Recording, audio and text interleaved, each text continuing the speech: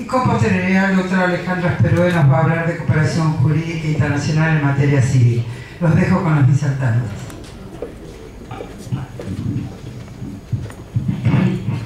Está prendido, ¿no? Sí. Bueno, en primer lugar, agradecer muchísimo a los organizadores del evento y a la posibilidad de habernos invitado a participar de este foro. Creo que este tema les puede resultar muy interesante. Voy a tratar de no entrar demasiado en temas técnicos que entiendo que la ley los analiza suficientemente, así que voy a tratar de, en todo caso, compartirles un poco la experiencia práctica recogida por la Autoridad Central, por la Cancillería durante estos años de aplicación de estos convenios. Sin duda vamos a entrar en algunas cuestiones, algunos conceptos claves como para tener un entendimiento del tema, pero bueno, fundamentalmente quería empezar por decir de qué se trata esta problemática, ¿no? O sea, en principio podemos hablar del problema de la sustracción internacional de menores cuando una pareja, que puede ser de nacionalidad diferente, se separa y a raíz de esta separación, teniendo hijos de por medio, alguno de ellos decide regresar al lugar de sus orígenes en busca, digamos, de contención familiar, de identidad cultural, o también puede ser la situación de una pareja de igual nacionalidad que en algún punto, en algún momento dado, por temas económicos, mejoran las condiciones de vida, han ido hacia otro país en busca de mejores condiciones, y también existen en algún punto desavenencias y una de ellas desea también regresar a su hogar en busca de su familia, de su idioma, digamos, de sus temas culturales donde se siente más amparado, ¿no? Concretamente, el convenio habla de dos supuestos que son los que habilitan el mecanismo de estos convenios. Uno de ellos se da cuando uno de los padres traslada al exterior al niño sin el consentimiento del otro progenitor o sin autorización judicial en caso que estuviera establecido que fuera necesario, como en el caso de Argentina, o cuando el niño sale del país con cierta legalidad, pero en lugar de regresar es retenido en el extranjero, forzándose de esta forma un cambio en la residencia habitual sin la debida autorización de quien debe denegar o autorizar esa permanencia en el otro país.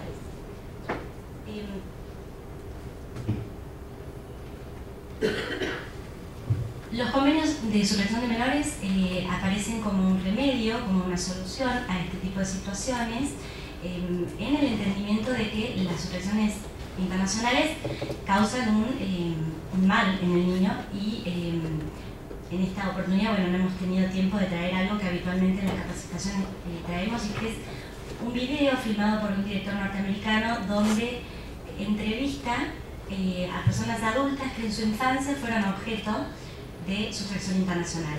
Y ellos cuentan algunas experiencias, por supuesto, mucho más traumáticas y más llevadas al extremo que otras, donde hay ocultamiento, cambio de identidad, o sea, cambio de nombre, de apellido, se ocultan hechos como la existencia del otro progenitor, que la persona ha muerto, que la persona se separó, lo que fuere.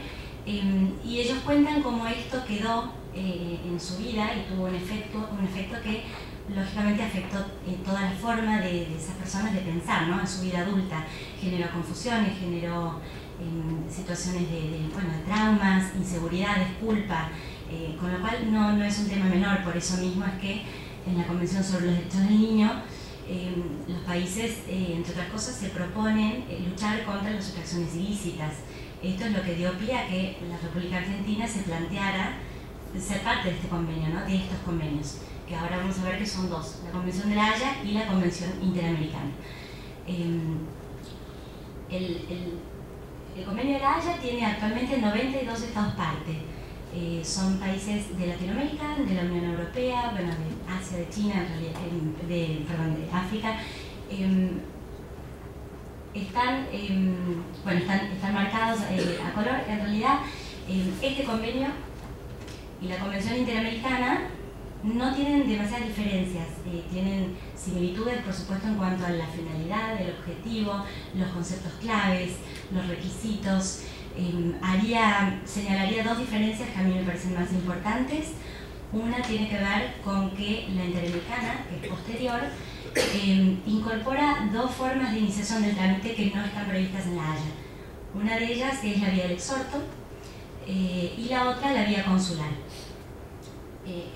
Esto no es menor. Entre los países latinoamericanos hay mucha idiosincrasia, si se quiere, jurídica de la utilización del exhorto, y a veces estos convenios de cooperación cuestan más a los jueces. Entonces, tener esta posibilidad que nos da la Interamericana de iniciar un trámite, por ejemplo, con Bolivia, mediante un exhorto, puede llegar o no a facilitar la conclusión, digamos, exitosa del caso, ¿no?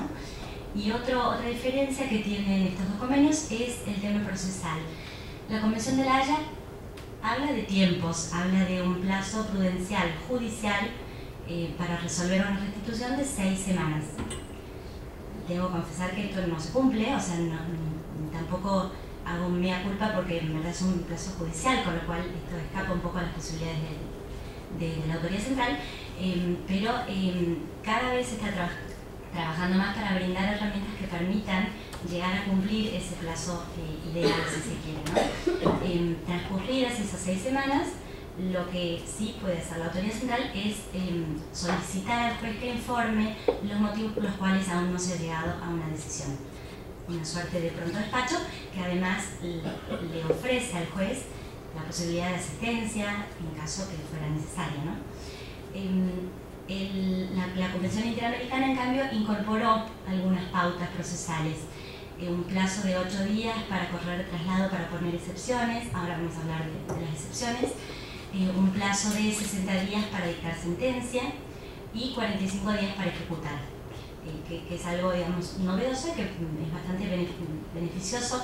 Tenemos muchos casos con Paraguay, casos entrantes de Paraguay, que se resuelven gracias a estas mínimas pautas procesales de manera bastante rápida.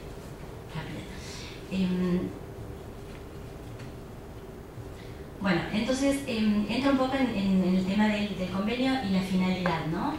Tiene dos objetivos. Uno es velar por la pronta restitución de los niños que han sido objeto de un traslado o retención ilícita. Y adicionalmente, velar por el respeto de los derechos de custodia y de visita, que sean respetados en todos los Estados miembros. Estadísticamente siempre hemos llevado más casos de restitución que de visitas internacionales, pero el convenio comprende ambas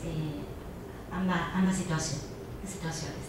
Yo miraba antes de venir para acá como para darles una idea del caudal de expedientes que se han iniciado desde el principio de año hasta ahora, y son aproximadamente 50 y pico de expedientes, un promedio así como entre 12 y 15 casos por mes. El equipo nuestro somos 5 abogados, 3 abogadas y 2 abogados que trabajamos estos temas de manera uniforme, que tenemos mucha comunicación entre nosotros y bastantes años en Cancillería, con un compromiso importante. Es el tema que, como ustedes podrán apreciar, no es meramente de papeles, es un tema, digamos, conflictivo, familiar, y que, bueno, necesita y amerita que el personal que trabaja con esto tenga una dedicación especial.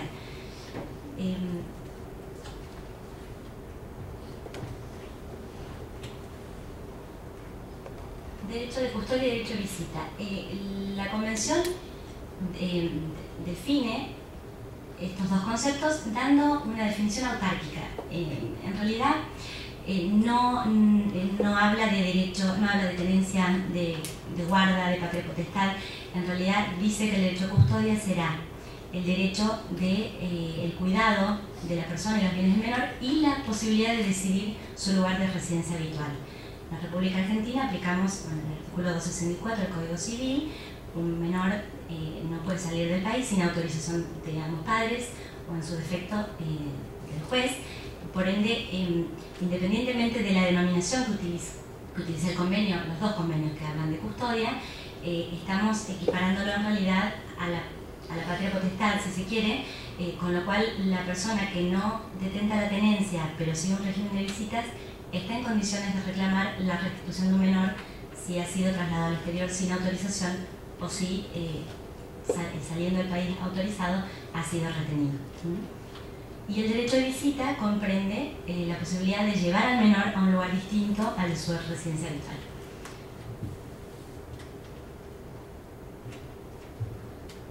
Otro concepto clave, bueno, muy importante, es el que refiere la Convención de La Haya en el artículo 3 y la Convención Interamericana en el artículo 4, que es la ilicitud del traslado. ¿Cuándo se da esta ilicitud? Cuando se ha infringido el derecho de custodia de acuerdo con la ley del lugar de la residencia habitual. Es decir, que el juez, al momento de evaluar si ha habido o no una retención ilícita, no va a tener en cuenta su derecho, sino que va a tener el derecho aplicable en el país de donde el menor ha sido sustraído. Concretamente va a estar aplicando derecho extranjero.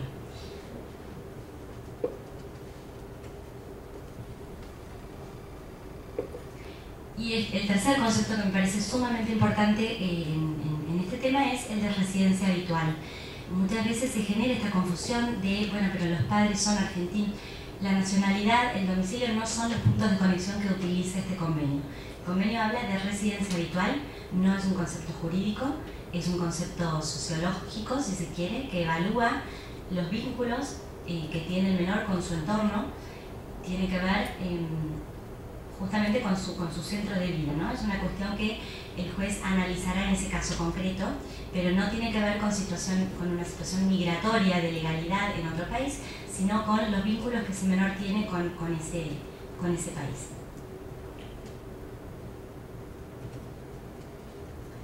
Algo que a mí me pareció interesante es un fallo reciente de la Corte Suprema de Justicia de la Nación que dice que la residencia habitual no se va a lograr a partir de una sustracción o retención ilícita. O sea, independientemente del tiempo que ha pasado desde que un menor, por ejemplo, ha sido traído a la Argentina, la residencia habitual no se va a lograr por el transcurso del tiempo, ni por la adquisición de un estatus migratorio diferente al que tenía el menor a su ingreso al país, porque la situación originaria es ilícita.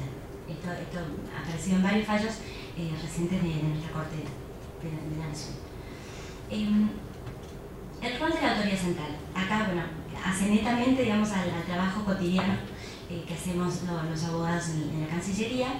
La República Argentina ha designado a la Dirección de Asistencia Jurídica Internacional como el organismo que va a cumplir con las tareas que imponen los convenios, con las obligaciones, digamos, que traen aparejadas estos convenios.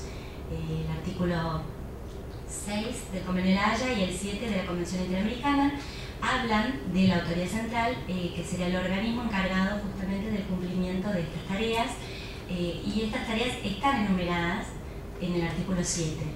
Ahora vamos a entrar más en detalle, pero básicamente es localizar, procurar una solución amigable y procurar la incoación del procedimiento judicial, lograr dentro de la medida el retorno seguro del menor. Son una serie de tareas que están enumeradas y que es lo que nos da pie a nosotros como autoridad central para intervenir en este tema, ¿no? Lo que a mí me parece sumamente importante es aclarar algo que a veces genera mucha confusión. La autoridad central no resuelve la restitución.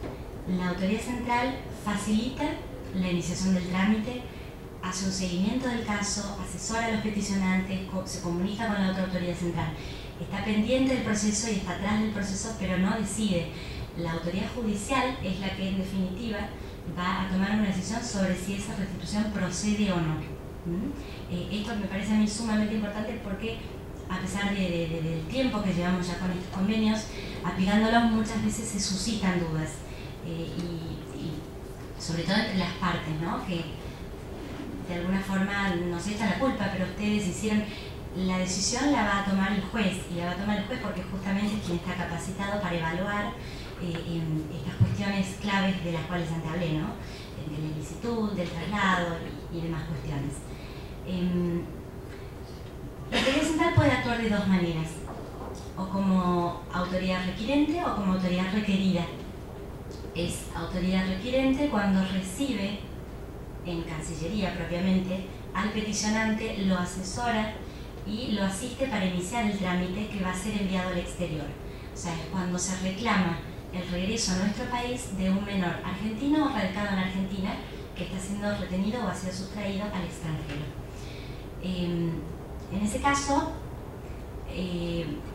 además de, como les decía, brindar este asesoramiento y ayudarlos a completar el formulario tipo que se utilice, que ahora también lo vamos a ver, para dar trámite a este procedimiento, se mantiene una comunicación asidua con la persona, con su abogado, con su tía, con su abuela, de verdad que son situaciones de familia que generan mucha ansiedad, entonces estamos continuamente recibiendo pedidos de informe por parte de toda la gente que está ayudando, digamos, a esta familia o a este padre o a esta madre que han sufrido esta situación.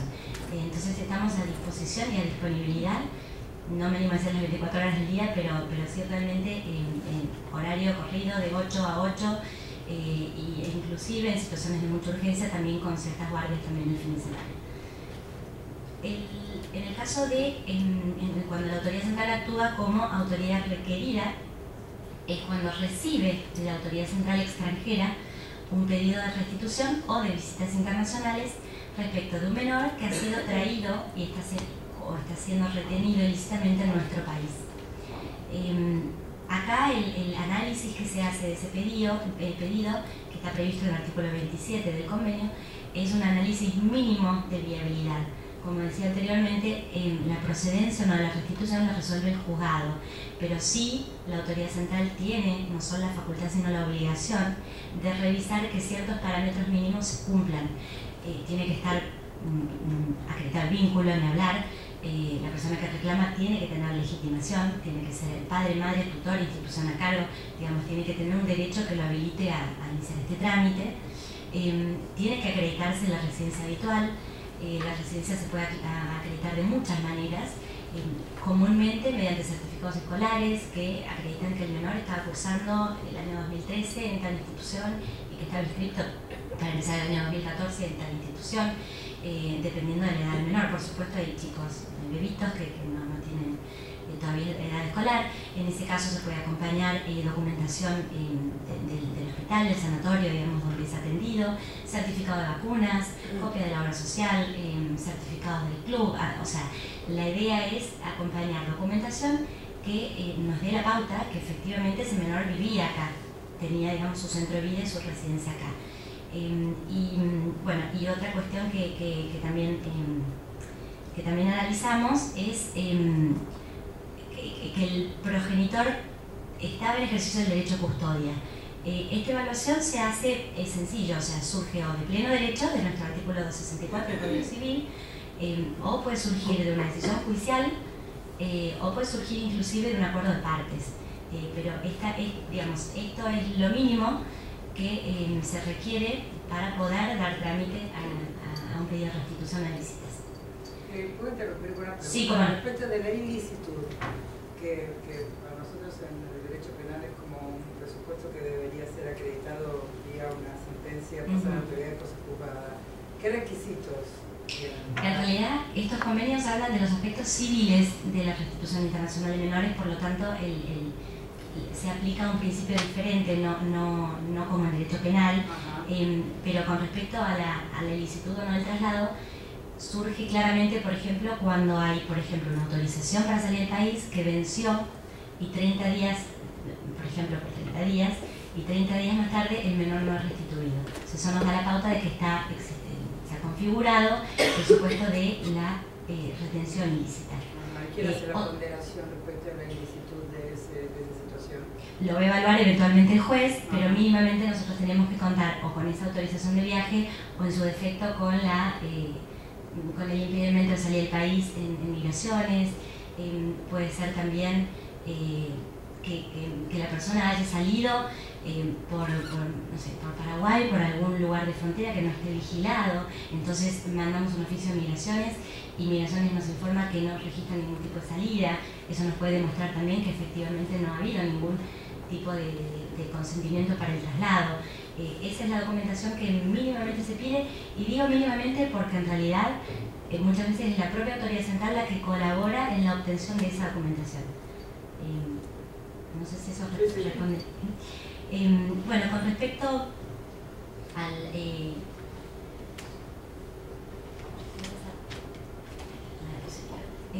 respecto al funcionamiento de los convenios concretamente, estos son los pasos básicos que se dan. En primer término, la denuncia ante la autoridad central, que es lo que yo les acabo de comentar. Denuncia que se recibe o que se hace directamente en la autoridad central para remitir al extranjero. En segundo término, la localización. Una de estas tareas que yo les comentaba que el artículo 7 pone en hombros de la autoridad central es la de adoptar directamente o a través de intermediarios medidas tendientes a localizar al menor. En el caso de la República Argentina, esto se hace a través de Interpol. Nosotros le encomendamos a esta agencia de la Policía Federal Argentina la localización de menores, y ellos a su vez, cuando el chico ha sido trasladado al extranjero, le piden a su par en el otro país las tareas de investigación que hicieran falta. A la inversa, cuando es un caso entrante, es Interpol quien trabaja en la investigación de paradero, porque básicamente es determinante para definir el juez competente, o sea, dónde va a ser enviado el pedido para que se resuelva la restitución. Pero no es solamente importante para determinar el juez competente. Lo cierto es que durante todo el trámite de restitución, la localización es fundamental. Si es localizado el menor y su madre, se radica la demanda, pero al momento de notificar la demanda a la madre se ha retirado el domicilio, nos encontramos con demoras que no se condicen con este remedio que supuestamente es tan urgente. Si llegado el momento de la ejecución el menor no es localizado, también podemos tener serias demoras o inclusive en algunos casos la imposibilidad total de cumplir con una orden de retorno ya dictada. Entonces es importante que se tomen medidas desde el momento en que el caso se judicializa. Por supuesto es el juez el que va a tomar estas medidas, las más comunes: prohibición de salir del país, a veces retienen los documentos de la madre o del menor para que no puedan salir hacia otra jurisdicción, pero muchas veces los traslados no se hacen fuera del país, sino que se esconden en el mismo territorio. Dependiendo de la gravedad, el juez puede tomar un abanico de medidas que quedarán a su criterio de acuerdo a su, creo yo que a su creatividad en todo caso.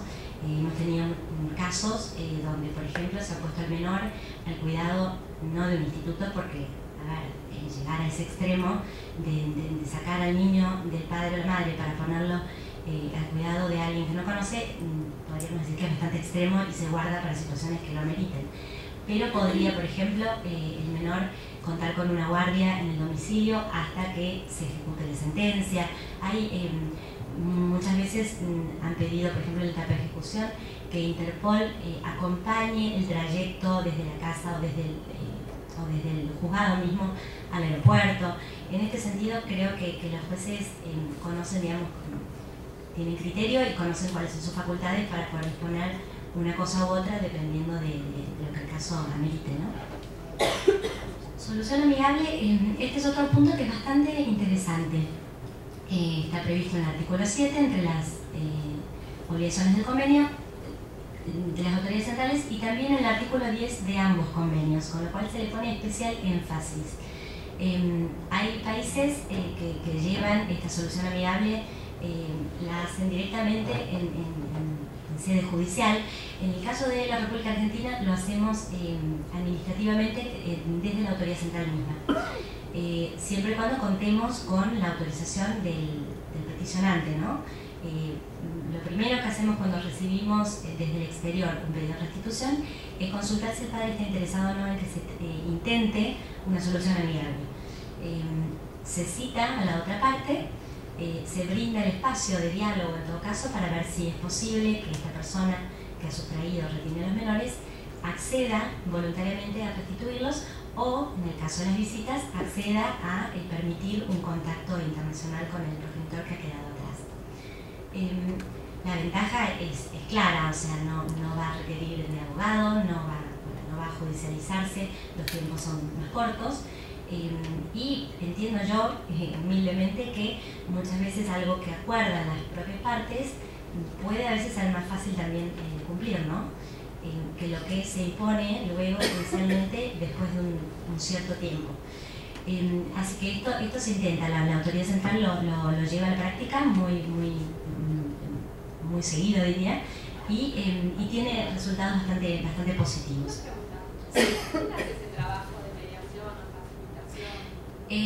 Quisiéramos contar con un equipo interdisciplinario, pero no lo tenemos. No somos psicólogos ni tenemos trabajadores sociales que nos asistan con esto. Por eso no estamos hablando propiamente de una mediación. Es una solución amigable en el caso en que las partes se allanen a llegar a esta solución. Pero de alguna forma la autoridad central presta el momento, el espacio, la posibilidad de que las partes hablen, pero no podemos obviamente obligar a nadie a llegar a este acuerdo. Bueno, para poder ejecutarlo obviamente tendrá que, si las partes no cumplen con lo que acordaron, hay dos opciones: o se inicia el trámite judicial de restitución, o ellos mismos llevan el acuerdo a la justicia y lo homologan para que se logre ese cumplimiento. Pero no contamos con un equipo especializado para hacer esta labor. Por eso es que muchas autoridades centrales directamente optan por remitir el caso a la justicia, y es en ese ámbito donde se realiza la solución amigable. A mi entender, el juez siempre tiene la posibilidad de acercar a las partes y llegar a una solución amigable, con lo cual creo que es redundante. No, en realidad creo que ayuda que exista esta instancia prejudicial, que puede tener éxito, como no. Lo más que se puede perder son 10 días. En el fondo es una instancia más antes de llegar a la instancia judicial, donde el juez, por supuesto, tiene amplias facultades y en todo momento, entiendo yo, puede lograr sacar las partes y llevarlas a un acuerdo, ¿no? Bueno, como decía recién, si esta instancia no prospera o si el peticionante no la autoriza porque entiende que hay un riesgo de fuga, o porque entiende que la otra parte es tan terca que no va a acceder y que por ende no vale la pena ni perder el tiempo, entonces sí se judicializa, y esto se puede hacer de dos maneras. La parte puede haber concertado su representación de manera privada, tiene abogado particular, se entrega la documentación del caso al abogado, que una vez que radica la demanda nos hace saber los datos del juzgado para que a partir de ahí podamos nosotros entrar en contacto y estar, digamos, al corriente de los avances de la causa, al margen de prestar, digamos, asistencia cuando el juzgado lo requiera. O se hace, que es lo más común, a través de los defensores oficiales. Todos los defensores oficiales de todas las provincias reciben estos casos y los radican, ejerciendo, digamos, la representación del progenitor que está fuera del país. La única particularidad, por eso es que lo menciono, es en Capital Federal. En la Ciudad Autónoma de Buenos Aires, la Defensoría General de la Nación ha creado ad hoc un equipo de restitución para representar a los peticionantes en trámites tanto de la Haya como de la Convención Interamericana. Este servicio se ofrece, por supuesto, de manera gratuita, y el único requisito es firmar una declaración jurada y una suerte de poder, digamos, de representación que habilita, digamos, a este equipo de la Defensoría a presentarse al juzgado y llevar el caso en primera instancia a Cámara y, bueno, hasta donde el caso llegue, ¿no? Pero esa es la única particularidad. Después, el resto de las provincias son los defensores oficiales y no. Y a mi criterio, digamos, la labor que desempeñan siempre ha sido muy positiva y muy eficiente. Entramos entonces en el proceso judicial. Eso ya, si se quiere, escapa un poco a las manos de la autoridad central. Se está trabajando sobre un proyecto de ley de procedimiento que creo que va a acortar, a abreviar los plazos, que es hoy por hoy, yo creo, el problema más grave, más serio con la aplicación de estos convenios, la extensión en el tiempo de este trámite. Si es una medida urgente, entiendo yo que una sentencia 3 años más tarde, por muy prolija e impecable que sea, no tiene ningún tipo de posibilidad, digamos, de final feliz, ¿no? Porque concretamente se convierte en una sentencia que ya no está buena. Pero en el proceso judicial igualmente no estamos de manos cruzadas, lógicamente estamos un poco más expectantes a lo que surja y a lo que pueda precisarse, pero también el juzgado puede requerirnos información del otro país. Esto lo voy a decir porque muchos jueces a veces nos envían exhortos para pedir alguna información al otro país. En el marco de este convenio hay una informalidad sustentada por el propio convenio, inclusive el artículo 23 habla de la excepción de legalidades, toda la documentación que pasa a través de las autoridades centrales no necesita ningún tipo de legalización. Entonces, creo que podemos evitar la formalidad de la tramitación de un exhorto en el marco de un trámite así, y basta con que nos lo pidan por oficio a la autoridad central para que nosotros a la otra autoridad central se lo requiramos en la medida de lo posible, en el tiempo más breve que sea posible, procuremos brindarle al juzgado esa información. Me parece algo para tener en cuenta porque si bien cada vez hay más conocimiento sobre el convenio y hay más comunicación de los juzgados con las autoridades centrales, todavía hoy nos pasa que recibimos un exhorto que podría ser diligenciado en el marco de otro convenio de cooperación o asistencia, y sin embargo esto trae aparejadas demasiadas demoras y no es necesario. Realmente estas gestiones se pueden hacer a través de la autoridad central.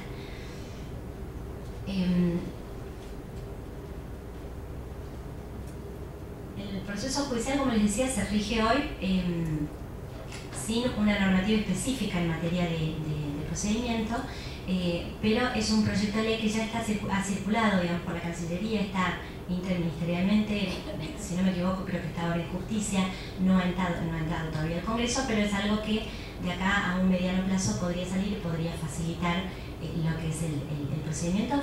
Es una herramienta obviamente que va a ser especialmente útil para los jueces y bueno, lógicamente va a repercutir en el beneficio del menor y de las partes involucradas en el proceso. La etapa de ejecución. Lo puse acá ¿por qué? Porque podemos tener muchísimas órdenes de restitución dictadas, pero en la medida en que no son ejecutadas es lo mismo que nada. El éxito del convenio creo que no se debe medir por las órdenes de restitución dictadas, sino por aquellas que efectivamente ha sido posible ejecutar. A veces notamos desde la administración, digamos, desde nuestro rol administrativo, que los jueces pueden ser reticentes a ordenar una restitución cuando no se dan las garantías o no se encuentran las garantías para que ese menor, o inclusive la madre o el padre que debe regresar, no queden en una situación de cierto riesgo o peligro. O sea, esta reticencia es entendible y creo que no necesariamente debe derivar en un rechazo de la restitución. Cada vez están trabajando más sobre compromisos o garantías que los juzgados le exigen a las partes, a las autoridades centrales o a distintos organismos del Estado, o de los estados en realidad, para poder cumplir con el convenio y ordenar una restitución, pero quedarse tranquilos de que no están enviando al menor o al padre o a la madre a una situación de peligro, como podría ser enviar a un menor cuya madre tiene una orden de captura y ni bien pone un pie en Paraguay, queda presa. Entonces, cada vez se está trabajando más sobre este tipo de compromisos. A veces pueden ser cuestiones migratorias. Nos ha pasado que con Estados Unidos, por ejemplo, el tema de la visa es sumamente importante porque la madre o el padre que ha sustraído dice, bueno, pero yo no puedo volver a Estados Unidos porque a mí no me dan la visa. Se está trabajando mucho con los consulados para tratar, digamos, de aminorar estas consecuencias negativas que podría tener la restitución sobre el sustractor o sobre el menor. Entonces, se trata, previamente al dictado de la sentencia, de hablar estos temas y buscar soluciones. Puede pasar que se precise un pasaporte en casos, digamos, salientes, cuando nosotros pedimos la restitución de un menor a Argentina. Si el menor es argentino, nuestro consulado puede emitir un pasaporte en el momento automáticamente a los solos efectos de que el menor pueda viajar de regreso a la Argentina. O sea que también se busca la cooperación de los distintos actores del proceso, que no necesariamente son las partes del juez, o sea, están los defensores, los abogados, la policía, los consulados, todos los actores del proceso deben y en la medida que pueden colaboran para lograr el cumplimiento de estas medidas. La organización práctica inclusive del retorno sin la necesidad de estas garantías se puede prever inclusive al principio del trámite. En los formularios que se utilizan para dar inicio a estos trámites se puede incluir inclusive el modo en que la restitución va a tener lugar. Por ejemplo, el padre ofrece, o la madre que pide la restitución, ofrece trasladarse a la República Argentina, pagar el pasaje suyo, pagar el del menor, pagarle el pasaje a la otra parte, o puede ofrecer, por ejemplo, que el menor viaje con un tío, con una abuela, digamos. Lo importante es que desde el principio se sepa cuál va a ser la forma en que esto se va a concretar. Porque si no tenemos una orden de restitución, se restituye y no sabemos cómo hacerlo. Entonces es importante que los jueces, si es necesario, previa comunicación con la autoridad central, aborden estos temas, así en la sentencia misma está ya fijado el modo y de esa forma nos evitamos muchísimas pérdidas de tiempo. ¿Te puedo decir algo que me parece que es importante para aclararlo acá en la discusión? De que muchas veces lo que damos son órdenes espejo. Es decir, eso también es importante para que justamente para garantizarle a ese menor que quizás estuvo mucho tiempo en Argentina por el paso, o porque la madre no se la localizaba o se iba de domicilio en domicilio, el chico hizo su centro de vida, el paso del tiempo lo hizo acá en Buenos Aires, por ejemplo, ¿no?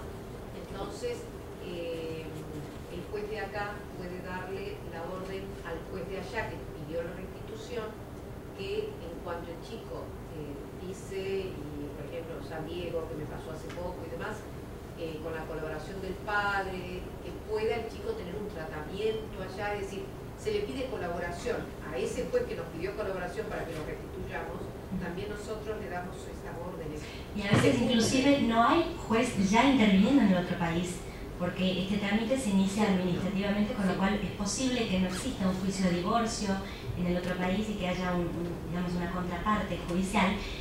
Pero acá puede entrar a jugar un rol muy interesante el juez de enlace.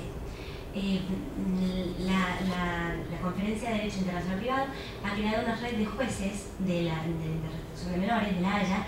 La República Argentina tiene su juez de enlace, que es la doctora Graciela Tagle, es una juez cordobesa, que la tuvimos acá. La han tenido. Nosotros hicimos el año pasado una jornada sobre restitución, específicamente la doctora Amada Sabides, la doctora tiene la provincia, por eso. Bueno, justamente creo que al margen de que además hay una red nacional que está encabezada por esta juez de enlace y que facilita, digamos, hacer llegar información, conocimiento y difusión al resto de las provincias, me parece que esta juez también puede muchas veces colaborar, y de hecho ha colaborado con casos, por ejemplo, ahora pienso en un caso con Alemania, donde había un tema penal en contra de la madre. Acá en Argentina también es común que a la par de iniciar el trámite de restitución, un progenitor por la 2470 inicie una causa penal por impedimento de contacto y exista alguna medida dispuesta, digamos, que impida la entrada al país de manera apacible. Bueno, en este caso concreto de Alemania, la juez de enlace tomó contacto con el juez de enlace de Alemania y le informaron que si bien, al igual que acá, no era posible desistir de la causa penal porque tramitaba de oficio, el procurador se comprometía a que una vez arribada la madre a Alemania, se presentaran en el juzgado y solucionaran la cuestión de manera no penosa, digamos, para la madre ni para el menor, ¿no? Entonces, sí. Ahora, el 16 de abril, la Suprema Corte dictó un fallo bastante interesante de ejecución de la provincia de Buenos Aires. Sí, la Suprema Corte, con voto del doctor Petillani, y muy completa, porque justamente este es un caso de restitución a Inglaterra, que daba el padre, y me fijé que tomaron todos los recaudos de cómo iba a ser, de cómo la autoridad de aplicación británica iba a ser la que iba a velar por el tema laboral de la madre. Temas de violencia doméstica planteados también. Claro, y allá sí había causas. Entonces, y una participación muy inclusive, activa, si no me equivoco, seguramente es el caso que estoy ahora pensando, fue la Cámara la que dispuso estas medidas y la Corte. La primera instancia ya lo había dispuesto, por eso bastante, los jueces digo como muy empapados en esto. La Cámara confirma y la Corte exactamente amplía y es así. Lo que me parece que hay que trabajar mucho en esto de la visa con Estados Unidos, porque nos pasa que la madre dice, bueno, no me queda otra, me tengo que volver a Estados Unidos, vamos a ir a San Diego y más, pero estoy por 3 meses y me tengo que volver, y yo quiero ante el juez de allá, que es el juez competente, pelear la tenencia o una autorización y demás.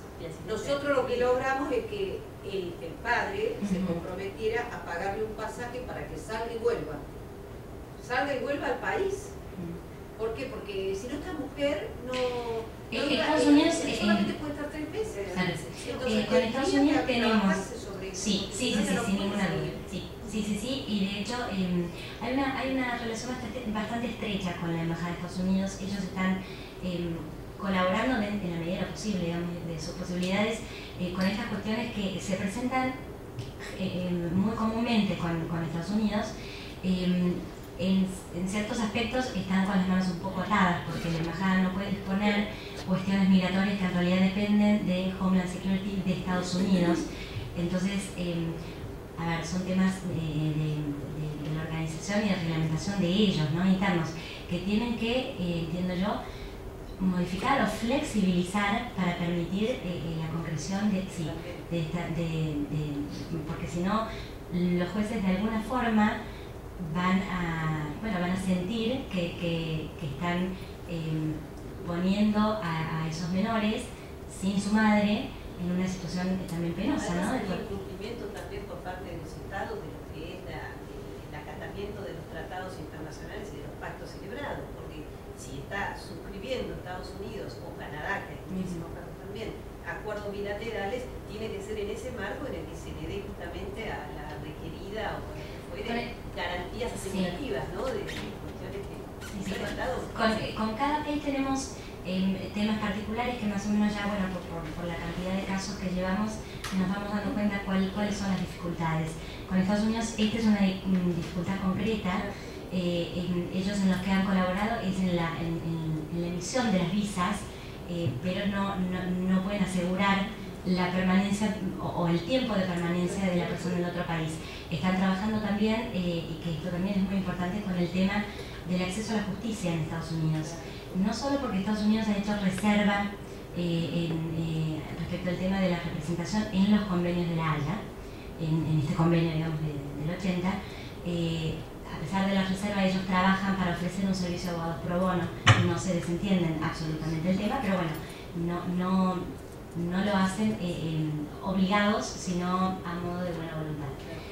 Pero también, digamos, lo que se plantea con Estados Unidos y que se está trabajando también es esta posibilidad de que al regresar el sustractor a Estados Unidos también tenga la posibilidad de acceso a la justicia, porque conocemos que por diferencias hoy conocidas del dólar y del peso es imposible para una persona, a menos que tenga una situación económica altísima, poder afrontar los costos de un juicio en Estados Unidos.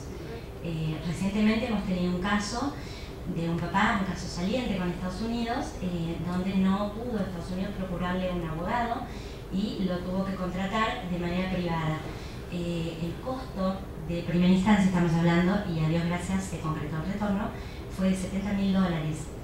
Entonces, el Estado argentino tiene un fondo de ayuda para los argentinos, para los nacionales argentinos que tramitan estos temas en el exterior, pero tiene un tope que, si no me equivoco, lo maneja el Ministerio de Desarrollo Social, no está inserto en Cancillería, pero si no me equivoco son 28.000 pesos, en su momento eran $28.000, pero bueno, hoy nos estamos quedando cortos con ¿Y la esto. Defensoría General de la Nación no tiene presupuesto propio con relación a eso?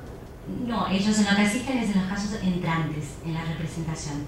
Entonces se están buscando maneras, siempre activamente se están buscando maneras de ir brindando soluciones a estos temas que no son menores, que pueden dificultar seriamente la concreción de una orden de retorno. Sí.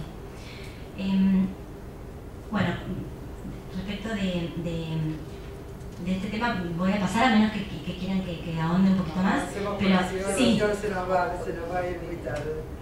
Yo tenía el celular acá porque soy re charlita, dije me voy a fijar la hora a ver si no me excedo, y ya me excedí. Pero bueno, voy a pasar rápidamente entonces a lo que nos queda, las excepciones al reintegro.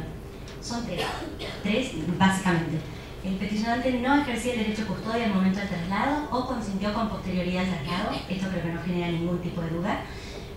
Existe un grave riesgo de que la restitución del menor lo exponga a un peligro físico o psíquico o ponga al menor en una situación intolerable. Básicamente es lo que estábamos hablando recién. No estamos hablando de una situación de incomodidad.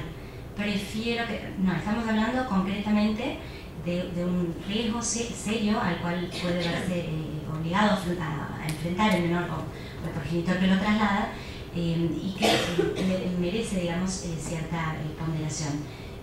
Por otra parte, creo que, como dije recién, no todos los casos donde se presente esta situación son irremediables, o sea, pueden existir medidas paliativas que permiten que de todas maneras se lleve a cabo la restitución. Y finalmente, la oposición del niño.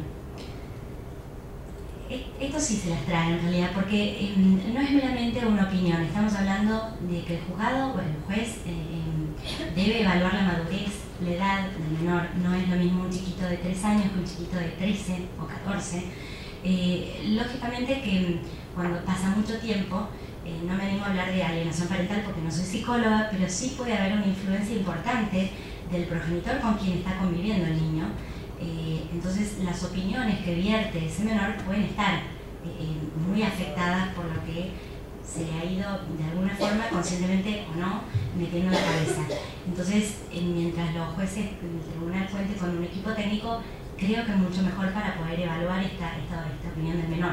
Tiene que ser una oposición fundada, contraria a la restitución, no meramente una expresión de preferencia. Hemos tenido un caso con Italia, un menor que no fue restituido, de una menor de 9 años, porque le parecía muy divertido vivir en Europa y porque tenía la posibilidad de ir a Disney en Francia. Entonces, rechazar la restitución por la opinión de una menor de 9 años con esos fundamentos es un poco chocante, no es el objetivo claramente del convenio. Entonces, esto tiene que ser ponderado de acuerdo a la madurez y edad del menor, ¿no? El tema del arraigo no es una excepción en sí, pero habilita al juez a rechazar la restitución si comprueba que el menor ya ha creado un nuevo vínculo con su entorno. Pero hay un detalle que no es menor. Esta evaluación, este análisis solo se puede hacer si ha pasado más de un año desde que se produjo la retención o la sustracción ilícita. Y lo digo porque muchas veces el caso se inicia a continuación inmediata de que se produce el traslado de retención y los jueces pueden entrar en un análisis de, bueno, pero el chico está muy bien acá, va al colegio, va al club, tiene una casa linda, con pilete, está muy bien acá. No estamos evaluando la situación del menor, más allá de que humanamente uno, por supuesto, contempla esas cosas, pero no es este el supuesto que contemple el arraigo. Esta situación solo se evalúa si ha transcurrido más de un año. Ahí sí el juez ya tiene la facultad o no de restituir. Ya no es un retorno inmediato ni a ciegas, ni mucho menos a ciegas, ¿no? Y por último, esta cláusula de orden público, que la pongo porque obviamente están los convenios, pero si les digo que no la he visto usada nunca en 15 años, no les miento. Podría tener que ver con un país en guerra, por ejemplo. La he visto una sola vez utilizada, pero mal utilizada. En una situación, si no me equivoco, en primera instancia, un juez rechazó la restitución en base a la cláusula de orden público porque los menores habían sido testigos de una situación de violencia entre el padre y la madre en la cochera, en el garage de la casa, y el juez entendió que devolver al menor al padre conculcaba los principios fundamentales de ese país. ¿Cómo se puede llegar a esa conclusión? Escapa a mi entendimiento, pero por eso digo, esa fue una aplicación, a mi criterio, errónea de esta cláusula. Esta cláusula es una válvula de escape, si se quiere, pero los países que firman estos convenios están en condiciones de hacer frente a las obligaciones que el convenio les impone, ¿no? Bueno, por último, claves del funcionamiento. Ya hice alusión al tema del tiempo, de la importancia del factor tiempo, de la ley de procedimientos sobre la que se está trabajando, de que los países deben aplicar los procedimientos más urgentes con los que cuentan en su país. Esto es fundamental no solo a nivel judicial. La autoridad central tiene que ser eficiente con el tiempo, tiene que ser rápida, tiene que ser expeditiva. Todos los operadores, desde que empieza el trámite hasta que termina, deben actuar con rapidez. Caso contrario, se desvirtúa el objeto del convenio. Estamos ya analizando otra cosa que no tiene nada que ver con proteger al menor en el plano internacional de los efectos de la sustracción internacional. El interés superior del niño en el marco de estos convenios se logra mediante el restablecimiento del statu quo previo al traslado.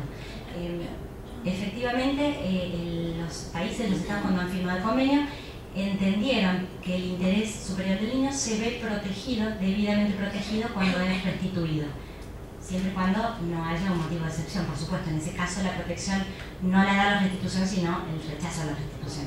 Pero el interés superior del niño en el marco de estos convenios es el retorno. Prohibición de decidir sobre el hecho de custodia tiene que ver con esto mismo de lo que estoy hablando, que el juez que debe resolver la restitución se arrogue competencia para decidir cuál de los padres está mejor capacitado para hacerse cargo del cuidado del niño, es entrar en el tema de la custodia, para la cual no tiene competencia. Esto lo establece específicamente el artículo 16. Por otra parte, está quitando la posibilidad de que el juez natural de la residencia, quien tiene está mejor situado, digamos, para evaluar en un proceso no abreviado sino de conocimiento, quién de los padres está en mejores condiciones de hacerse cargo del padre. Creo, digamos, que el artículo 16 apunta a esto, ¿no? O sea, la prohibición existe porque en principio, hasta tanto no se resuelva la restitución, no tiene competencia el juez argentino, por ejemplo, para resolver una situación que compete al juez de la residencia del padre. Ahora, si se rechaza, ahí lógicamente sí podrá dirimir todas las demás cuestiones que tienen que ver con los distintos aspectos de la vida del niño. Y finalmente, interpretación restrictiva de excepciones para lograr la debida protección. También lo acabo de decir, la protección se da por la restitución del menor, a menos que se den las excepciones, en cuyo caso se está protegiendo al niño rechazando la restitución. Lo que no debe es abrirse, digamos, este abanico de excepciones y aplicarlo de manera liviana, porque en ese caso desvirtuamos este remedio urgente en que consiste los convenios de sustracción. Solo para que puedan, digamos, contar con información, para contactarse con nosotros, tenemos una página web que es www.menores.gov.ar. Ahí está, no sé si se llega a ver sobre mano derecha, el formulario que deben completar los peticionantes para iniciar el trámite. Está, por supuesto, la información, el texto de los convenios, los países que lo han suscrito, inclusive contamos con doctrina, con jurisprudencia. Bueno, esta información está disponible, más allá de que estamos a disposición para ser contactados por mail, por teléfono, por fax, por señales de humo, palomas mensajeras. Todas las formas están habilitadas. Lo cierto es que quiero poner énfasis en esto que también dijo Diego: la Cancillería no está allá arriba y lejana, todo lo contrario, estos trámites son nuestro trabajo y por lo tanto debemos cumplirlo, y estamos a disposición de la gente que precise esta información.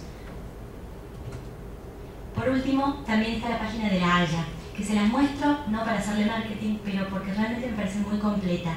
La página de la Haya cuenta, además de con un informe explicativo del convenio, tiene estadísticas, tiene una base de jurisprudencia internacional tan fácil de usar que se llama INCADAT, que permite poner por voces artículo 13, artículo 16, tiene, digamos, un resumen de todas las instancias del proceso, cómo se resolvió en cada instancia. Es fantástico, o sea, realmente me parece que para quien debe resolver un caso o quien debe como abogado representar a una parte, puede ser súper útil. También tiene guías de buenas prácticas. Las guías de buenas prácticas hasta el momento que se han dictado ahora son las de autoridades centrales. A ver, me las anoté todas por las dudas para no olvidarme, pero medidas de aplicación, medidas de prevención, medidas del contacto transfronterizo, o sea, visitas, medidas de ejecución que no tiene desperdicio. Bueno, no tiene desperdicio para alguien que le apasione el tema. Lógicamente, a mí me parece sumamente interesante. Y más recientemente ha salido también la guía de buenas prácticas en materia de mediación. Por todos esos motivos me parece que es una página sumamente interesante y que está también a disposición de todos para poder consultar. Ahí están las conclusiones de todas las comisiones de revisión de la aplicación del convenio de la Haya, que se llevan a cabo cada 3, 4, 5 años. La última se realizó en el año 2012. Bueno, justamente en ese año me tocó participar. Lo que hacen los países es juntarse para hablar de los temas más comunes que surgen en la aplicación del convenio y cómo se puede hacer para mejorar la operatividad. Y hasta acá llegué para no robarles más tiempo.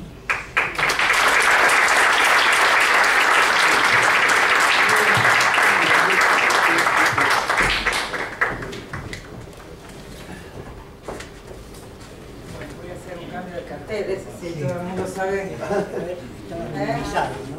los hermanos de la doctora Perú, creo que a todos les quedó... Bueno, vamos a leer al bloque con historia, ¿Cómo no? con el ajedrez, y luego vamos a la página superior.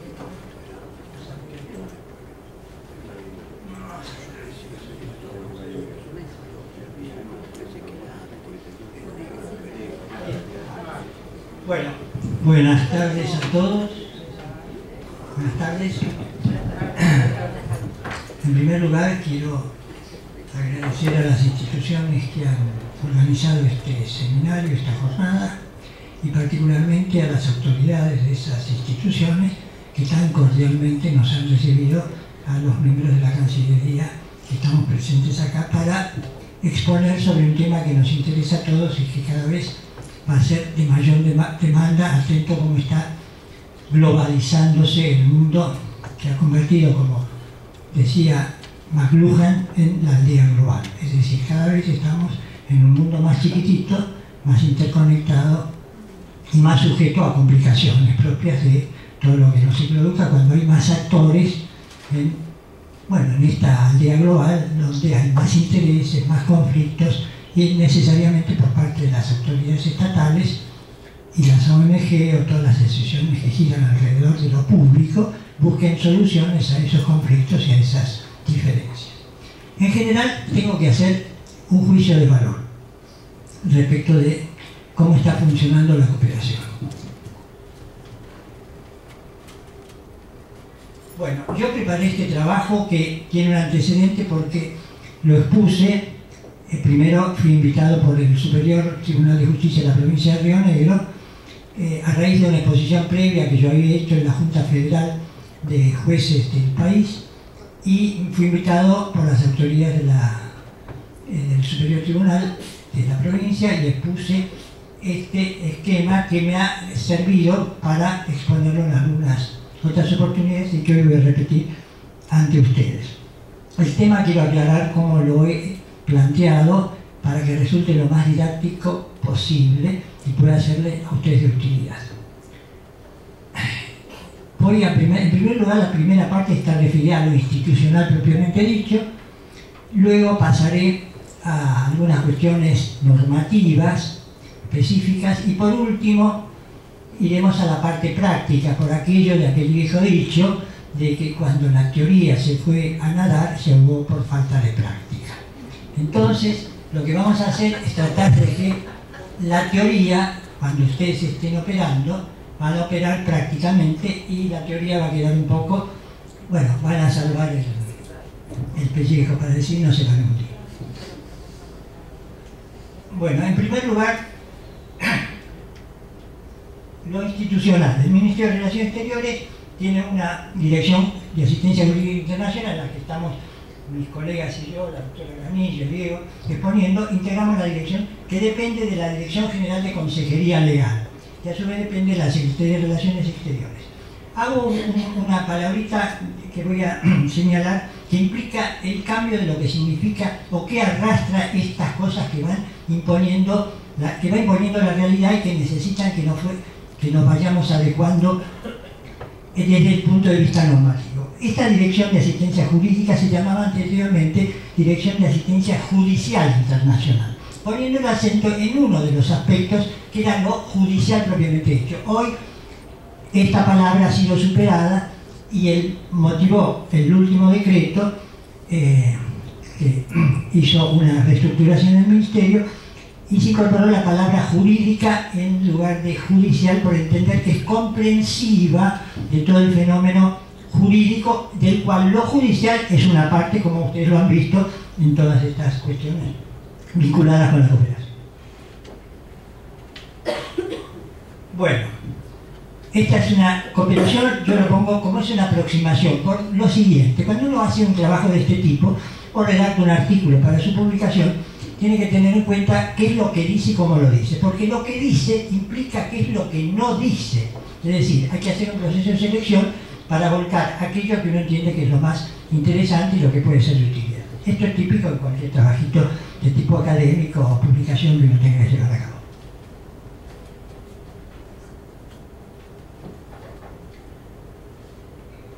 Bueno, yo hice una definición que, como todas las definiciones, no sé si se ve bien,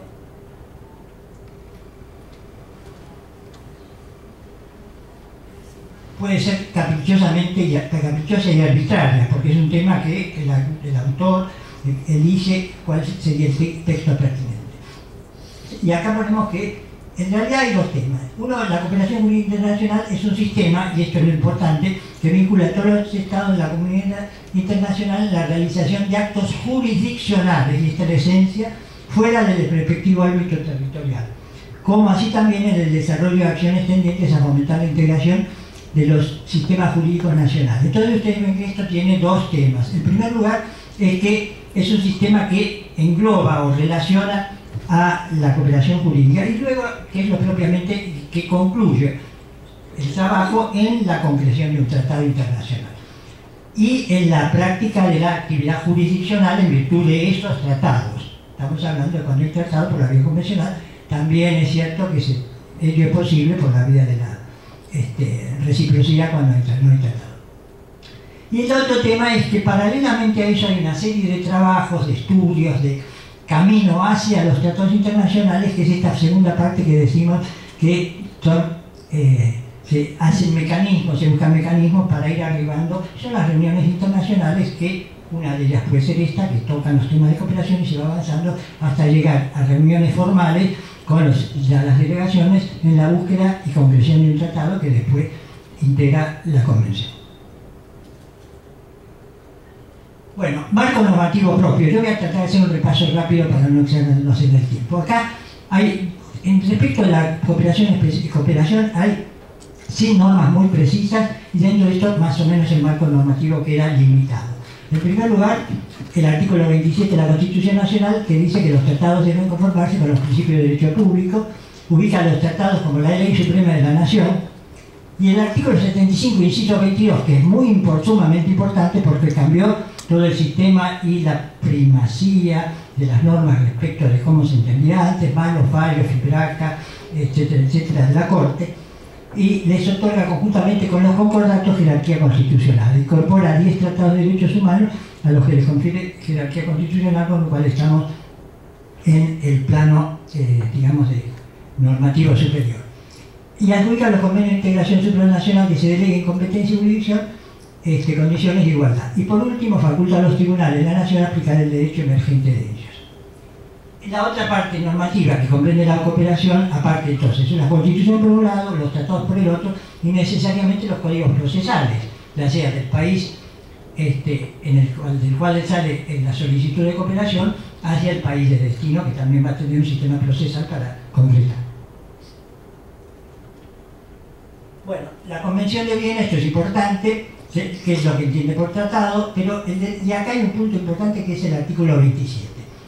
Y esto plantea algunas cuestiones a las que hay que hacer referencia, porque en muchos casos se ve que algunas interpretaciones judiciales o doctrinarias no entienden suficientemente cómo opera esto. Y hay casos concretos donde nosotros, después les voy a comentar, tenemos dificultades para aceptar algunas cuestiones vinculadas con documentación procedente del exterior, que tiene que ser apostillada y que en algunos organismos públicos nacionales está teniendo dificultades.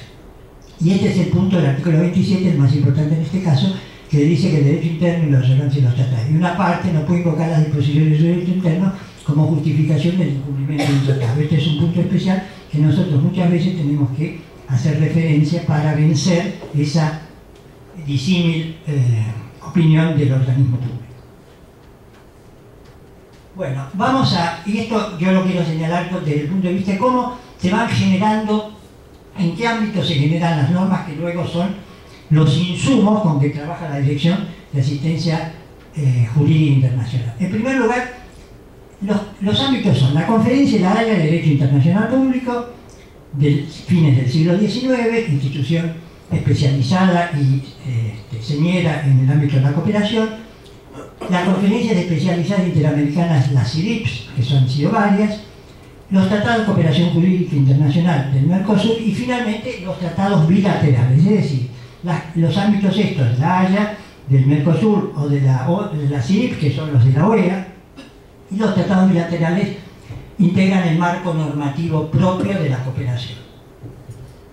La cooperación también procede, como les decía, por la vía de la reciprocidad, pero estamos en el aspecto por ahora convencional. Esto es, lo convencional, multilateral, los tratados, o bilateral, cuando la Argentina celebra un tratado con otro país. Bueno,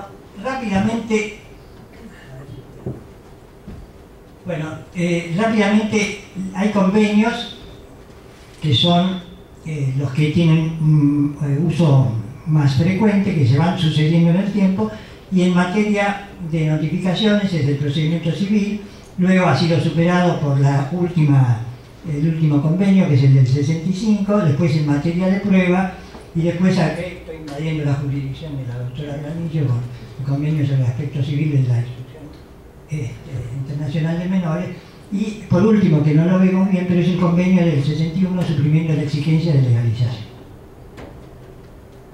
Igualmente, en la Conferencia Especializada de Derecho Internacional Privado tenemos las convenciones que son de uso más frecuentes, las de Interamericana sobre notificaciones de prueba, el protocolo adicional a la Convención Interamericana sobre recepción de pruebas y la Interamericana sobre cumplimiento de medidas cautelares. Luego tenemos la Interamericana sobre eficacia extraterritorial de la sentencia.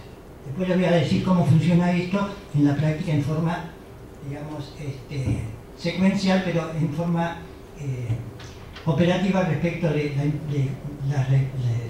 las convenciones de notificación, prueba, cautelares y ejecución de sentencia. Bueno, los tratados en el ámbito del Mercosur, que son la materia más común y más usual, son básicamente el protocolo llamado de las leñas, la enmienda al protocolo que no está vigente porque falta que la suscriba Uruguay, el acuerdo complementario al protocolo, que eso no tiene demasiadas incidencias, el protocolo de medidas cautelares y finalmente el acuerdo de cooperación que extiende el protocolo de las leñas, suma a Bolivia y a Chile. Y por último, el acta de adhesión de la República del Ecuador al acuerdo de cooperación, de modo que estos países son los que operativamente tienen acceso a los protocolos y cuyas disposiciones juegan para la cooperación internacional en el ámbito del Mercosur. Convenciones sobre alimentos, brevemente, Convención sobre el reconocimiento y ejecución en el extranjero de la obligación de prestar alimentos. Esta autoridad central no es el Ministerio de Relaciones Exteriores, sino el Ministerio de Justicia. La Interamericana sobre obligaciones alimentarias y la de la Haya sobre cobro internacional, que aún no ha sido ratificada por nuestro país. Bueno, otros instrumentos, los otros eran los convencionales, estos no son sino pautas de aproximación que se elaboran o se estudian en el ámbito internacional, que son las leyes modelo, que se crean para inducir a los Estados partes para convenios internacionales sobre la necesidad de perfeccionar armónicamente los ordenamientos nacionales, que es lo que interesa a la cooperación. Y luego las guías de buena práctica, que también las había mencionado la doctora Granillo, y emanan de organismos internacionales una suerte de consejos o recomendaciones, es decir, que se suman pautas, digamos, paralelas, pero no son de uso obligatorio como son los tratados, sino que van indicando precisamente una referencia, como son las leyes modelos, para acercarse al tratado, y las guías de buenas prácticas que van uniformando precisamente eso que todos los actores en la cooperación internacional tienen como particularidades diferentes que hay que tratar de homogeneizar y agrupar para que el idioma de la cooperación resulte entendible para todo el mundo. Bueno, y acá vamos a dos cuestiones básicas que en el mismo campo, que son la unificación del derecho, apunta a la adopción de un texto común, y la armonización en cambio es más flexible y no implica sino necesariamente un texto de informe interno, una aproximación. Hay autores que señalan también la aproximación o la coordinación, pero lo más común, las más usuales, como digamos sistemas de trabajo, son la unificación y la armonización, tendiendo sobre todo hacia la unificación, para obtener un texto común. En el caso concreto, esto se logra cuando se redacta, se aprueba y se pone en vigencia el tratado con el depósito correspondiente al instrumento. Bueno, ahora vamos a lo que se llama, y esto es importante para entender cómo funciona esta cooperación en sentido concreto. Yo puse que son principios, en realidad La palabra al principio la elegí por aquello de que uno elige lo que le parece como término, pero en realidad es meramente indicativo. No existe ningún lado, yo no vi que estuviera ninguna norma, dice que eso. Pero en fin, esto es básico, primero, porque una de las características que posibilitan la cooperación internacional es la oficiosidad. ¿Esto qué significa? Que el juez exhortante le pide al juez exhortado que se pronuncie acerca o que lleve a cabo la medida que le solicita y que no puede dejar librada, sino porque en el caso contrario, si no lo hiciera, estaría incumpliendo el tratado. Es decir, la oficiosidad es parte de las obligaciones del juez exhortado en el cumplimiento del tratado.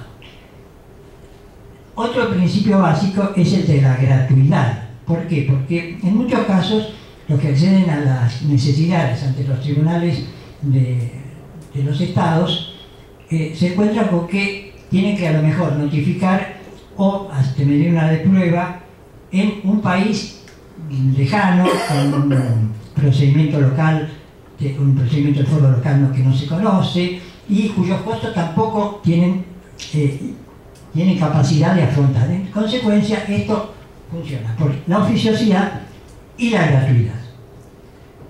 Y el otro punto es que, lo dicen los tratados, es la celeridad. Y acá quiero hacer una referencia que prefiero decírselas, que si bien no existe parámetro alguno que pueda servir para considerar devuelto un exhorto en tiempo oportuno, y les cuento dos casos recientes que me tocó, voy a hacer una aclaración previa. Si ustedes me preguntan si la cooperación jurídica internacional funciona, yo les voy a decir que sí. Yo tengo 2 décadas en la trinchera de la cooperación jurídica. Estos 20 años me han permitido hacer un juicio de valor muy positivo. La cooperación funciona y funciona en forma bastante eficiente, lo que no quiere decir que puede y debe funcionar mucho mejor de lo que funciona ahora. Los convenios hablan de la celeridad, pero el tiempo, ¿cuándo se puede considerar devuelto un exhorto en tiempo oportuno? Término que por otra parte no puede ser indicado. Lo cierto es que si uno se pregunta si las cartas rogatorias vuelven al lugar de origen pronto o tarde, la respuesta, me aventuro a adelantarla, será tarde. En esto debe aceptarse la dificultad que se presenta en establecer a priori qué se considera un tiempo oportuno o razonable. La demora se origina a veces en el desconocimiento por el tribunal actuante de la oficiosidad en el procedimiento, pero también de la índole de la medida que debe practicarse. Notificación, prueba cautelar. Incidirá obviamente en el tiempo necesario para llevarla a cabo. Es por ello quizás que las convenciones no pueden decir otra cosa que lo que dicen, que los exhortos deben diligenciarse sin demora, porque no pueden establecer un poco. Les cuento 2 casos concretos. Uno de España, devolvió un exhorto 10 años después del libramiento. Es un caso excepcional, ojo, no quiero decir que esto es común ni mucho menos. 10 años después. Y un tribunal de una provincia del norte argentino, no me acuerdo cuál era, devolvió uno 8 años después. Es decir, esto implica que los jueces muchas veces esperan, se olvidan del oficio, primero no conocen la norma, no conocen el tratado. Y uno de los defectos prácticos que yo he visto, sí, Raúl, voy a plantear un amparo público, me parece que los jueces somos ignorantes. Si empezamos así, yo le iba a decir que usted era un colaborador internacional, me encantó trabajar 20 años en la colaboración. Iba a dar esa chance, y ahora te me bueno, Raúl, no, coopéreme con mi intelecto y hágame que sea. Está bien, es cierto. Bueno. Usted es un cooperador internacional. Bueno, es cierto, Raúl, tienen razón. Digo algunos, ¿está bien? Algunos jueces. Somos del norte. Los muy del norte. Los muy del norte. Más allá de Salta y Jujuy. No son de acá. Bueno. No. Ojo, esto no quiere decir, no habla mal de nadie. Lo que quiero decir es que a veces se olvidan cómo es el procedimiento. Y el procedimiento un poco también lo quiero señalar. Es que acá el sistema nuestro de trabajo engloba a todos, a funcionarios, jueces, abogados, funcionarios de la Cancillería, todos estamos un poco aprendiendo todos los días esto. Yo desde que empecé, hace 20 años, no dejo de aprender. Y si ustedes me preguntan si sé, yo digo, lo que sé es muy poquito. lo que pretendo saber es un poco más a partir de... Y eso nos ocurre a todos. Lo que marco de esto, lo que hago es un poco marcar, si uno hace un poco... ¿Para qué sirve el teatro? El teatro sirve para marcar lo que en la vida diaria y uno exagera. Entonces yo pongo los dos casos que puse, de exceso de 8 y 10 años, es un poco una teatralización de los ejemplos. No es que ocurra esto permanentemente, todo lo contrario, todo funciona bien, menos en algunos casos. Pero lo que quiero señalar es que a veces, fíjense a lo que se llega, a lo mejor las partes ya, el juicio terminó, en fin, una serie de dificultades que, o mejor dicho, de aspectos puntuales que deberían ser corregidos. ¿Qué ocurre? Y esto es cierto, porque a mí me ha ocurrido mucho cuando yo iba al principio a revisar en los juzgados qué es lo que hacían. Y me contestaban, bueno, está archivado porque la parte no vino. Yo le digo, ¿qué parte? Bueno, la parte interesada. Es que no, acá no hay parte interesada. La parte interesada, doctor, ¿cómo no va a haber parte interesada? Por favor. No, es que acá no hay parte. ¿Y cómo no va a haber parte? No, porque la parte está allá, en el exterior. Ustedes tienen que hacerlo. Ahí se dan cuenta que no hay parte acá. No hago la excepción de esa cuando se presentan por parte en algunos muy específicos casos, pero no es lo común. Lo común es que se tramite de oficio. Exención de legalización. Este es un aspecto que ahora lo vamos a ver más adelante con la postilla. Y la reciprocidad es un principio que el principio de reciprocidad internacional prospera cuando no hay convención sobre el tema. Bueno, sigamos. Y acá vamos a otros aspectos importantes de cómo se llega a determinar cuál es la convención aplicable. Porque acá lo que hay que determinar, miren, a título ilustrativo les quiero mostrar algo, nada más que esto lo van a poder ver en la página de la área. Pero quiero mostrarles cuestiones previas. ¿Me oyen? ¿El micrófono? Sí. Cuestiones previas. Es muy fácil. Muy fácil una vez que lo aprendemos todo. La determinación previa. El objeto del país de destino. Yo lo voy a asistir. Si usted le pongo el micrófono cerca y usted charla, así lo escuchan todos. Es muy simple. Lo que hay que determinar acá, para que no haya errores, el objeto o materia de la cooperación. ¿Qué quiero yo? Notificación. No, doctora, no. Bueno, demasiado. Bueno, el tema es, primero, identificar el objeto, con la aclaración de que acá no se puede pedir dos objetos distintos en una carta rogatoria. No se puede pedir, porque lo que se aplica es una convención sobre cada materia. Entonces no se puede pedir notificación y prueba, o notificación o prueba. Y lo otro es el país de destino. Esta es la página de la Haya de los países miembros y no miembros. Pero acá está todo, es como la guerra naval, la batalla naval, ¿se acuerdan todos, no? Entonces, ustedes acá tienen las convenciones y acá tienen los países. Entonces cruzan y esto les va a determinar, con este cuadrito, también lo tiene la OEA y más o menos lo tiene el Mercosur, pero este es muy ejemplificativo, porque es muy gráfico. Entran en la página de la Haya, y después la vamos a ver, y determinan el objeto y el país de destino. Está bien. Muchas gracias. Eso nos va a dejar un ejemplar. Sí. Esto lo pueden ver, le van a sacar de la página. Esto del objeto, esto del objeto y el país de destino es fundamental. Porque si hay país de destino, una vez identificado el país de destino, van a la vez, ¿hay convención o no hay convención? Y hay convención sobre la materia, porque puede haber con el país de destino una convención que no sea el objeto de la rogatoria. Entonces, está bien hasta ahí, acceso a la fuente informativa. Y esto lo surge, como ustedes ven, de la página de la Conferencia de la Haya, de la Interamericana de los Tratados de Mercosur. Sigamos adelante. ¿Estamos bien, doctora, por el tiempo? Sí, estamos fenómenos. Bueno, el punto de partida de cooperación internacional es la verificación de la existencia de tratados, convenios, acuerdos, protocolos que se encuentren vigentes, y resulten aplicables al caso en trámite, porque si no, estamos perdiendo tiempo. En dicho supuesto es obligatoria la adecuación del caso a la norma convencional.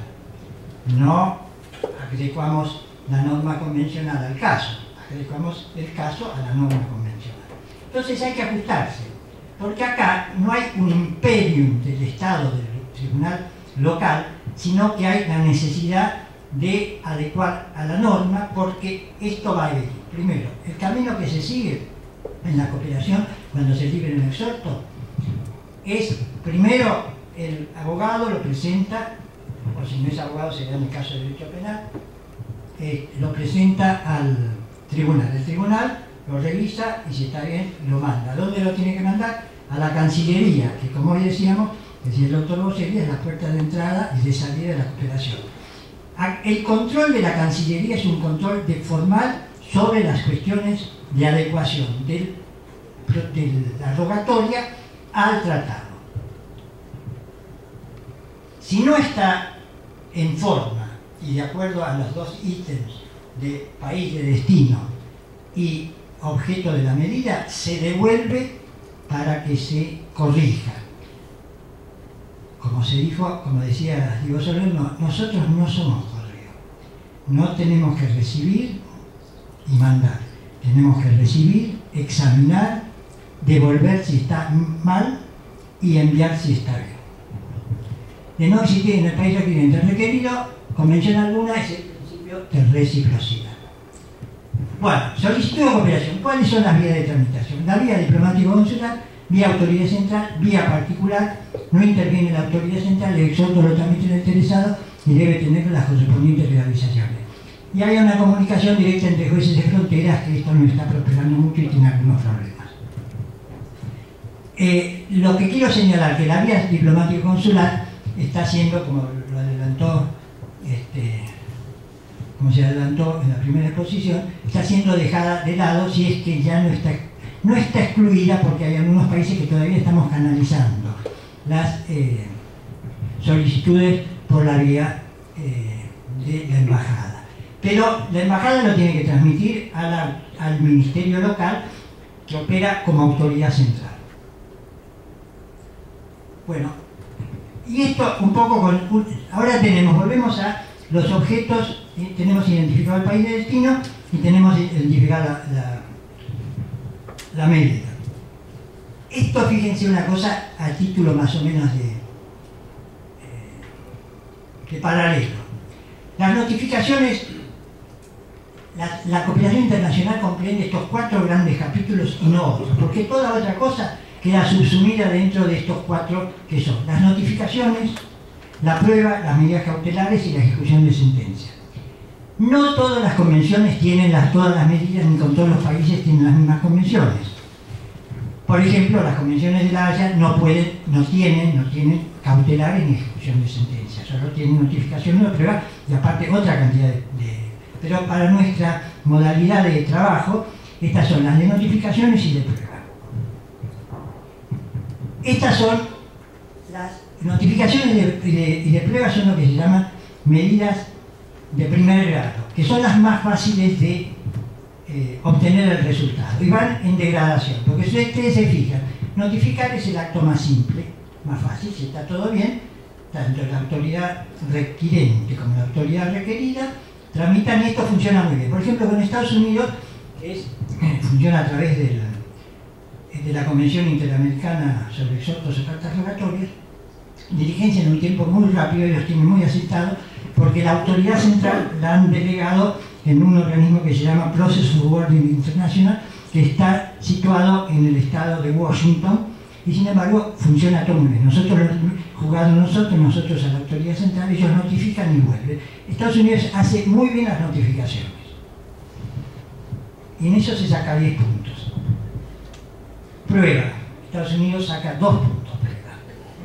¿Por qué? Porque no nos contesta, no hace ninguna, y cuando las hace, nos la contesta tarde, incompletas, y motiva que la Embajada Argentina hace poco tuvo que tener una reunión, Sabrina, tuvo que tener una reunión con gente de la Embajada Argentina, con la autoridad del Departamento de Justicia, porque no nos contestan las medidas de prueba. Luego juntan todos y durante un tiempo muy largo después no cumple, con lo cual la celeridad por Estados Unidos saca también 2 puntos. Bueno, ejecución de sentencia, es lo último. Notificaciones funciona bien, rápido con la mayor parte de los países. Prueba. Acá hay que tener en cuenta que la prueba es una medida que avanza en las necesidades de llevarla a cabo por parte de la autoridad exhortada. Porque la notificación se hace directamente por un alguacil, un oficial notificador, Estados Unidos lo hace proceso, pero la prueba implica lo testimonial, la prueba de informes, etcétera, etcétera. A veces la pericia. Con lo cual estamos avanzando. Estas son las medidas de prueba, vamos, en degradé. Las cautelares ya son más complicadas, porque hay que ver si el país, aunque haya protocolo, como el caso del protocolo de Europreto, no las cumplen tan fácilmente. Y directamente la ejecución de sentencia ya realmente es, digamos, no digo un imposible, pero casi una dificultad mayor. Les cuento lo siguiente. Las cautelares son de muy difícil resolución porque todavía no funciona, aunque está el protocolo de Europreto de medidas cautelares, que es la 24579, y no funciona en el ámbito del Mercosur, aunque está. Yo conozco, porque me tocó tramitar 2 o 3 casos de un barco varado, créditos laborales, barco quedó varado en Brasil y, bueno, a los 8 años se pudo rematar el barco, las medidas cautelares funcionaron, y después hubo remate, se cumplió la ejecución de sentencia, se hizo el embargo, pero demoró 8 años, trabajó 8 años para cobrar un crédito laboral, los marineros quedaron varados acá, bueno, toda una complicación. Pero ustedes van viendo cómo las notificaciones prosperan bien y rápido. Las pruebas son más complicadas y no tan rápido. En algunos países directamente son lentos. Las cautelares, algo, pero poco. Y la ejecución de sentencia, prácticamente nada. En las cautelares yo creo recordar que se hicieron, por lo menos no han pasado, en mi caso, yo soy uno de los abogados, no, hay 7 abogados más conmigo en el área civil, creo recordar en estos años 5 o 6 medidas de cautelares en el Mercosur. Y en cuanto a ejecución de sentencia, es un tema muy difícil que va a tener larga solución, si es que lo tiene. Hay algunas convenciones bilaterales y multilaterales que la contemplan. En el plano de La Haya estuve en el mes de febrero participando de un grupo de trabajo en La Haya, en Holanda, para una convención internacional en el marco de la Conferencia Internacional de La Haya sobre el reconocimiento y ejecución de sentencias, cuestión que va a ir para largo porque ahí pudo percibirse las dificultades de avanzar sobre el tema. Sin embargo, hay un propósito de llevarlo a cabo y posiblemente algún consenso se logre en la concreción del tratado. Luego habrá que ver qué país lo ratifica y luego hay que ver qué país lo cumple. De modo que, bueno, vamos a la apostilla. La legalización es nosotros decíamos que una de las cuestiones que tiene, uno de los principios que tiene la cooperación internacional es que está exenta de legalizaciones. Todos los convenios internacionales ahora contemplan la exención de legalizaciones porque es una forma de facilitar el tránsito de la cooperación y además no cargar costos. La legalización es el procedimiento del cual se acredita el nuevo fehaciente con un documento público extranjero así extendido por funcionario competente. También tenemos la legalización consular o la apostilla. La apostilla es una convención del 5 de octubre de 1961 de La Haya, es una convención formal, no es una convención para tramitar ninguna medida rogatoria, sino certifica la legalidad del documento. Y si no hay, para la apostilla también tiene que ser la Argentina y el país de destino, ambos tienen que ser parte. Si ninguno es parte, la Argentina es parte de la apostilla. Si el otro país no es parte de la apostilla, pues tiene que ir a la doble legalización consular, si no es parte. Y si los dos países son parte, pues ni apostilla de una convención. Estamos hablando de una convención. Si los dos países son parte de la convención, de una convención que exime la legalización, una de cooperación, no hay exención de legalización. Esto funciona cuando el país de destino, por ejemplo, hay que no liberar una carta rogatoria a Canadá, pues, o a Austria. No, Canadá no recuerdo si ahora se acaba. No recuerdo, pero hay países a los que no son parte de la apostilla y entonces hay que hacer la doble legalización. Les quiero aclarar otra cosa porque se van a encontrar con una novedad, quizás algunos ya lo conozcan. que se está trabajando. Yo tuve la oportunidad de estar a fines del año pasado en Montevideo participando de una reunión de la Conferencia de La Haya sobre la apostilla, un foro que se limitó prácticamente a tratar la cuestión de la apostilla electrónica. La cuestión de la apostilla electrónica, Colombia ya no emite apostillas comunes. La apostilla, ustedes saben que es un sello que se coloca en el documento. Ese documento se presenta en el organismo público correspondiente y tiene validez. Se controla a través, si uno quiere, que no lo hace, a través de la comunicación con el Estado que emitió. Nadie es, pero entienden que mientras vean, yo les digo porque acaso tenemos un problema con el registro civil. El problema es que la apostilla común es la única que vale para el registro civil, inmigraciones. Esto ellos creen, porque aplican, invierten la jerarquía normativa y hacen valer la ley de firma digital por encima del tratado, ignorando la supremacía del artículo del tratado de la apostilla por el artículo 75, inciso 22. Ahora se va a implementar la apostilla electrónica por la mayor parte de los países. Colombia ha sido líder y leading en el leading case, para decirlo de alguna forma, y líder porque es el primer país que emitió y emite apostilla electrónica cuya control se hace a través de un control virtual. No hay papelito, hay una fotocopia y aquí hay todo un mecanismo nuevo. El registro civil les comento porque, para que vean, cuando yo estuve en Montevideo en fines del año pasado en este foro, había tenido una reunión previa con la directora de legalizaciones del gobierno de Colombia y me dijo públicamente que había 3 países en el mundo que no reconocían, aceptaban la apostilla electrónica. No dijo cuáles eran, pero yo sabía que no era la Argentina. Bueno, se está trabajando sobre eso y vamos a tener que avanzar. Bueno, las autoridades centrales, ya se dijo, son organismos especializados, aseguran que la comunicación sea más rápida y precisa, su actuación tiende a eliminar embajadas y consulados y forman parte general por los Ministerios de Relaciones Exteriores, Justicia, oficinas de procuradores similares. Algunos países establecen autoridades centrales en provincias, cantones o regiones, caso de Canadá, Suiza, Australia, etc. Su actuación se rige por los tratados internacionales y la legislación procesal.